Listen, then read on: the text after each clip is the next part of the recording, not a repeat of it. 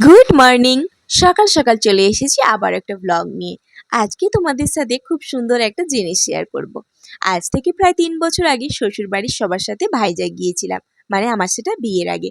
ভাইজাগ গিয়ে আমি ওখানে ঘুগনি মুড়ি খাওয়ার জন্য খুব ছটপট করেছিলাম, কারণ আমি তো পূর্ব মেদিনীপুরের মানুষ আর খুবই মুড়ি প্রিয়সী মানুষ।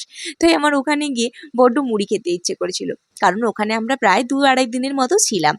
তো যাই হোক, মুড়ি তো পেলামই না, আমাকে ওই ধোসা খেয়েই থাকতে হয়েছিল। ওখানে ধোসা, ইডলি, দই বড়া এই সমস্ত কিন্তু ব্রেকফাস্টে পাওয়া যায়, অন্য কিছু খুব একটা পাওয়া যায় না। সবাই কিন্তু মন ভরে দই বড়া, ইডলি, ধোসা খেয়েছিল, আর আমি খেয়েছিলাম শুধু ধোসা, কারণ আমি দই বড়া, ইডলি কোনোটাই পছন্দ করি না। তো আজ হঠাৎ মনে হলো, আচ্ছা দই বড়া তো সবাই খায় আর সবাই খুব প্রশংসা করে, খেতেও নাকি বেশ ভালো লাগে, আমি একবার বানিয়ে দেখি।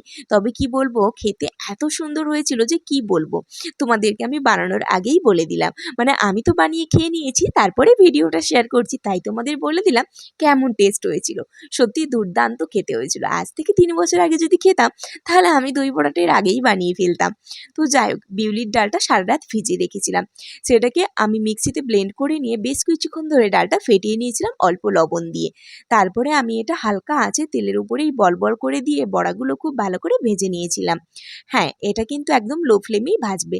হাই ফ্লেমে ভাজলে চারধারটা হয়ে গেলেও ভেতরটা কিন্তু কাঁচা থাকবে, যেটা কিন্তু খেতে একেবারেই ভালো লাগবে না।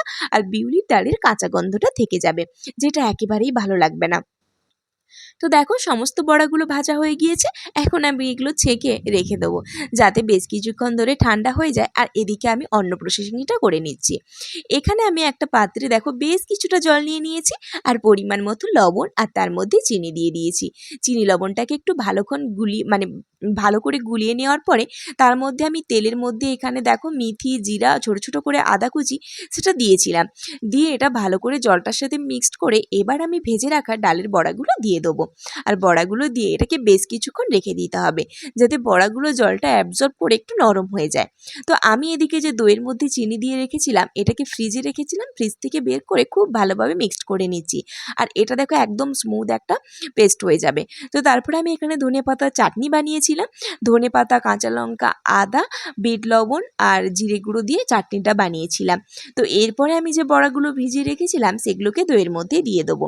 তোমরা চাইলে দইয়ের মধ্যে দেওয়ার পরে প্রায় 10-15 মিনিট ফ্রিজে রাখতে পারো। আমি এটা ইনস্ট্যান্ট করেছিলাম, তবে তোমরা যদি 10-15 মিনিট রেখে করো, খেতে কিন্তু আরও সুস্বাদু হবে। তো আমি এটা ইনস্ট্যান্ট করেছি। তো দেখো, দই থেকে বড়াগুলো তুলে আমি দুটো প্লেটে সাজিয়ে নিয়েছি। প্রথমবার বানাচ্ছি, তাই আমি মানে খুবই ভয়ে ভয়ে কেমন লাগবে না লাগবে সেই ভেবে ভেবেই বানাচ্ছিলাম।